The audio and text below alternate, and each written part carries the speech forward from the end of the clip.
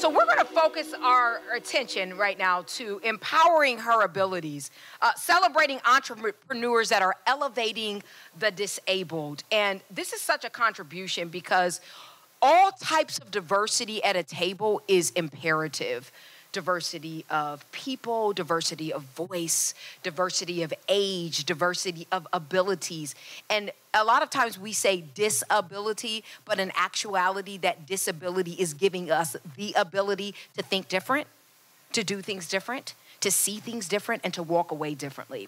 And so right now we're going to talk a little bit about celebrating entrepreneurs that elevate the disabled, specifically around developing innovative technologies and solutions to empower individuals with disabilities. So I'd like to call to the stage right now this group, our moderator, Loreen Arbus, if she is in the house, and then Natalie Trevonne, founder of Fashion Designer, Maysoon Zayid, comedian, Helya Mohammadian, the CEO and founder of Slick Chicks, and Topias Sonian, co-founder of General Partner Phallop Ventures, to come and join us on the stage. And the panel lead, Liz Karras, operations manager of the Loreen Arbus Foundation. Come join us. Let's give it up for the group. Thank you.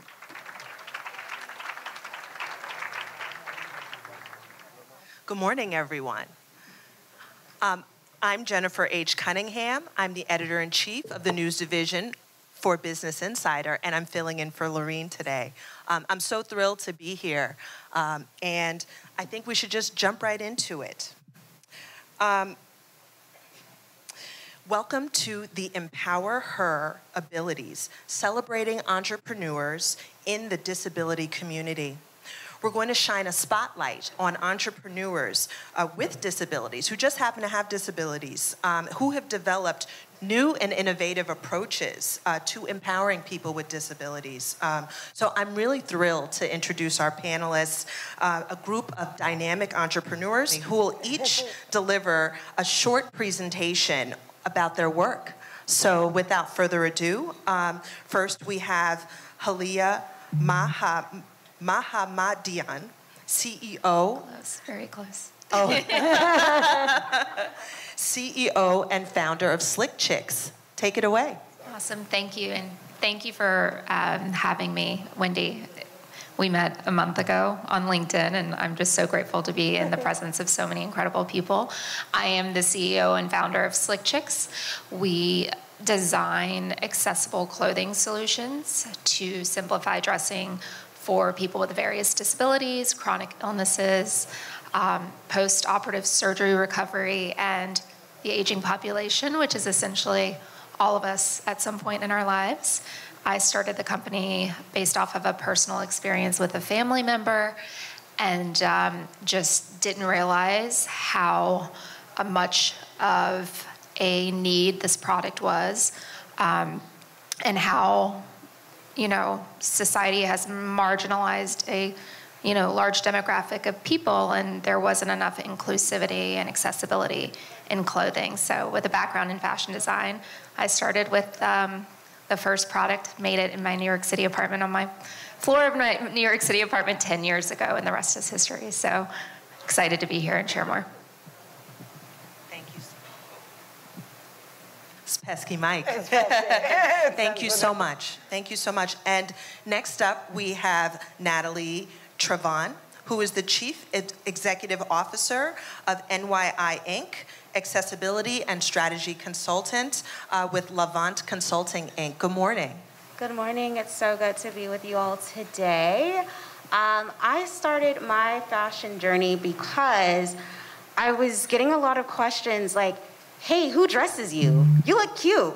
Hey, who put that together for you? Wait, does your mom do that? And I was like, no, BB, I dress myself. Disabled people like to be cute. Disabled people love fashion.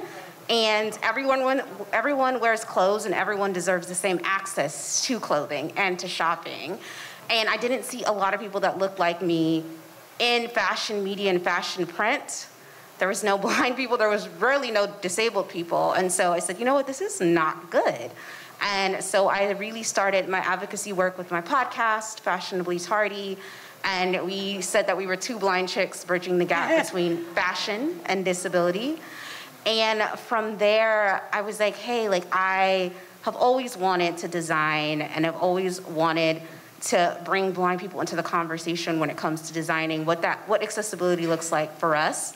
And that's when I created Not Your Inspiration with my business partner, Ernest Spicer. And yes, we have a spicy name because disabled people are not your inspiration. We want to be inspiring for things that are actually great, not just crossing the street or being on the train or being in the grocery store getting apples and somebody comes up to me and is like, wow, you're in here by yourself? How brave, very inspirational. And so the name of the brand is kind of taking that word back, and all our clothing is based off textures. So as a blind woman, I identify my clothing by texture. And so it's very easy for me to attach a color to a texture, right? So I only need to hear the color one time. So if I get a tweed skirt from Zara, I know this is my red tweed skirt because I'm attaching the texture. And so I wanted to create a collection that reflected that so that other blind and low vision people can identify their clothes easier. And the clothes are fun, they're sassy, they're sexy, they're for everyone. We have a lot of sets because also talking to the blindness community, we found that sets are very easy for them to be able to not have to think about matching things together. And so we have silks and corduroys and lace and leather. And we launched at a fashion show last month, and Slick Chicks was actually a sponsor, so thank you. We did the I Am Inclusive runway show, which was the first of its kind. It was completely accessible and inclusive. The only requirements were that you had to be 18. 30% of our models were disabled, and we had card captioning, ASL interpreting, audio description, and so it was a very incredible opportunity to bring access into the fashion industry. Thank you so much. I'm so happy to be here. Yay. Thank you so much, Natalie. Next is Maysoon Zayid, who is a comedian, Princeton Fellow, and the co-founder of the New York Arab American Comedy Festival. Hi, everybody. How you doing? Okay, so first, I want to tell you, it is okay to say the word disabled. I see everyone's like so nervous. They're like, no, I think it's special needs. I think it's differently abled. I love the word handicap. Handicap is for parking, okay? I'm not differently abled. I can't fly. And my needs are not special. I am high maintenance, and I ask you to respect that. So for those of you who don't know me, my name is Maysoon Zayid, and I often joke on the stage that in the Oppression Olympics, I would win a gold medal because I'm Palestinian, I'm Muslim, I'm a woman of color, I'm divorced, and I'm disabled, and I'm from New Jersey. So when you take when we take all these minority statuses, what does that say about disability? It says that disability intersects with every minority group in the world, every group. And we especially intersect with two very sad groups, which are poverty and violence. So when I started Can Productions, and there's a little joke in there, right? I have cerebral palsy, the initials are CP, Can Productions, CP, get it? It's a multimedia company that seeks to create material by disabled people. There's a lot of stuff out there about us that wasn't written by us, and a lot of very harmful, dangerous tropes exist in that world. So what I seek to do in Can Productions is all the media. Loreen Arbus is my mentor, and so I didn't want to just do theater, just do film, just do fashion. I'm like, no, we're going to do it all. So this weekend, we have a huge show on Broadway, and it's fully accessible. And it's one night only, and usually when a show is one night only, they're like, no, why would we have an ASL interpreter? Why would you not? Why would you not want to market to that audience? Why wouldn't you want to open it up to as many people as you can? And the other big project that we're working on is Shiny Misfits. So Shiny Misfits is my upcoming comic book, and it's a collaboration with Scholastic. And the central character is a disabled child. But one of the tropes that we've been exposed to our whole lives, especially as disabled children, I was one once, many moons ago, is that nobody's our friend unless they're coerced into it, bribed into it. So I wanted to create a character who everyone wanted to be friends with or they feared, very much like me. But we also wanted to create a world where race existed, because the race that's represented on this stage is important. But how do you describe and empower race without using colonial borders? We went back to what the First Nations do. We used elements to describe skin tone. So, you know, as my peer was talking about textures, we use things like colors of wood, metal, sand to describe these races, because it was important that the kids hearing the audio version knew they were represented. And so we tried to make the book as accessible as possible. My author hand drew all the lettering to make it friendly for dyslexic children, and we partnered with Audible to do the audio version.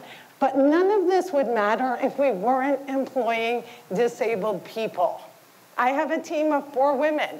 They have invisible disabilities. They identify as disabled. The voices on my book, one of them is a wheelchair user. The other one is me, because we need to represent ourselves. So what Can Productions is doing seems shallow, but representation saves lives. Saves lives. There is a day of mourning for children that are killed by their parents and caretakers. What we seek to do at Can Productions, and specifically with Shiny Misfits, is to get parents to accept the disabled child they have instead of pining for the perfect child they never will.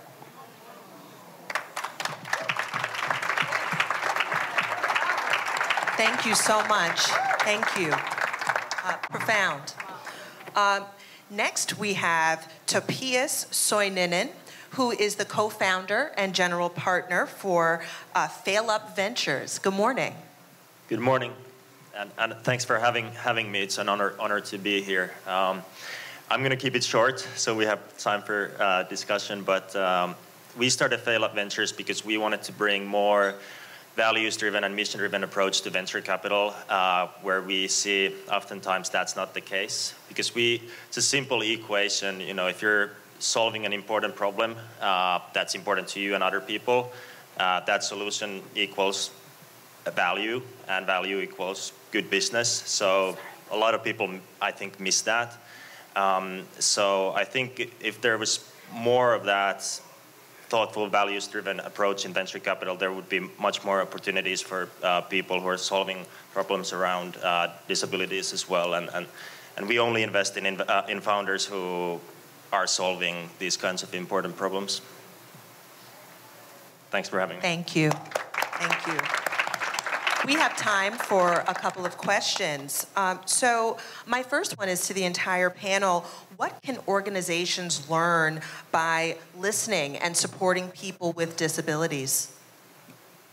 Who wants to go first? Oh, I'll go first. Make your events accessible from the beginning. It is so much harder to add accessibility after you've built the entire building, the entire event, the entire app, the entire platform. Build in universal accessibility. As again, my peer said, we're like 25% of the population and growing, unfortunately. So like, you want to make sure that you're inclusive, and you need to look around. And if you don't see disabled people in your organization, ask yourself why. Is it because you're not opening the door for people who might not be at the academic level that their peers are, because it was harder for a disabled person to get that kind of training and access? Is it because people with invisible disabilities are uncomfortable telling you? And then finally, use all the tools that we've learned in the pandemic to make work more accessible. Allow people with mental health issues to zoom in with their camera off because they can do their work but maybe can't get dressed. Look at all the ways that you can level the playing field and be inclusive and be fearless about it.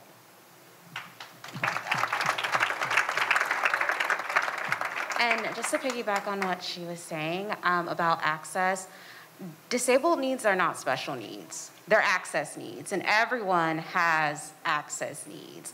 And so if someone is lactose intolerant and we give them almond milk, we're not like, oh, they're special. They need almond milk. So just realizing that everyone has their basic human rights and needs, and you literally make everything better when you put accessibility into the conversation. And this happened to me when I was on set one time. We put paint sticks down so that blind folks could know what their marks were. And then the people who weren't blind were like, wait, I need this too. Like, I needed to know where my mark was. And so it was like an aha moment, like, hey, this didn't cost that much. We got these paint sticks at Home Depot, and it ended up helping the whole cast. So I think it's just that notion of like, hey, we make a big deal out of access needs, but it really does tend to help everyone, and it should just be automatic. And if you're going to include accessibility, make sure that you're getting you're bringing in accessibility experts from the disabled community.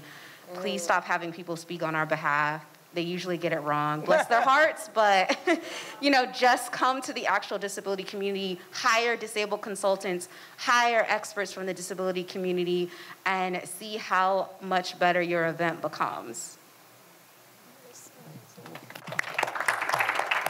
I'm just going to piggyback off of what Natalie just said. So for our organization, it's very much we get invaluable insights by listening and collaborating with people with disabilities when we create products. Our manufacturers employ over 380 people with disabilities that touch the products, that are part of the fit trials, that are part of the design process.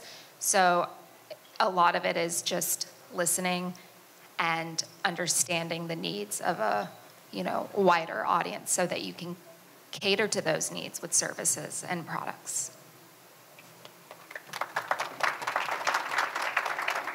Yeah, I would just add that, the question about like what you should be trying to learn from people with disabilities, it's like what's not to learn. Like you can learn everything and anything from them, just like from anybody else in this room.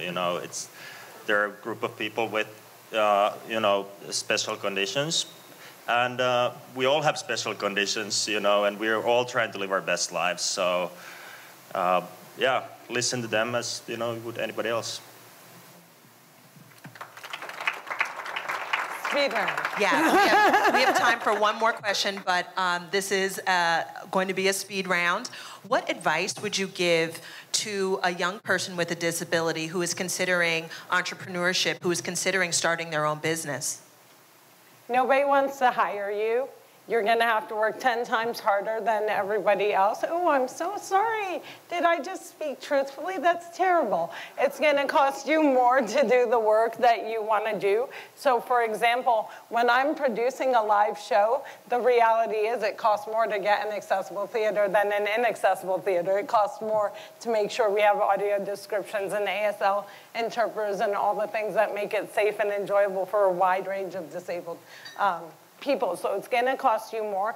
And I think this is for disabled kids and everyone around them. Stop focusing on being healed. Live your actual life. If that cure comes and that's something that you want, fabulous. I personally shake it like Taylor Swift. I want to keep it. It's been lucrative for her. It could make me billions, right? We're going to talk about venturing and capitalism. But, stop focusing on healing and cures and start focusing on living.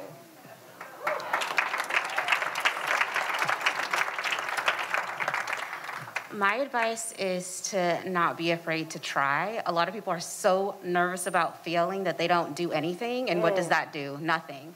So I always tell people, this was some advice that one of my good friends, Courtney, gave me. She said, Natalie, anything that you're ever afraid of, run straight towards. And I've been running ever since. Yeah. I would say let your passion drive you, and don't underestimate the power of your voice and your determination, no matter who you are or whatever situation you're in. have a supportive network and cheerleaders and people in your corner and mentors, amazing mentors that want to help you and see you succeed. Yeah, I completely agree with all of those, but I would just add that don't just start a business to start a business for the sake of starting business, but start a business if you see a problem you want to solve. It's simple as that, and yeah, then the rest is there. Nice. Thank you so much. Thank you to my esteemed panelists. Let's give a hand. Yeah. Thank you so much. Thank you. Thank you. Thank you all. Gosh, Oh my God, was that not the most incredible panel? Woohoo! I just want to say Loreen Arbus is probably one of the greatest people I've ever met in my life. And she couldn't be here today, but she's been one of our biggest supporters. And what her life has been in supporting disability and her family are probably one of the main reasons why we have the American Disabilities Act here today, because her father founded ABC Television and her sister had cerebral palsy, and they created the United Cerebral Palsy Foundation. And so I just want to say, she's not here with us, but she is in spirit. Woohoo!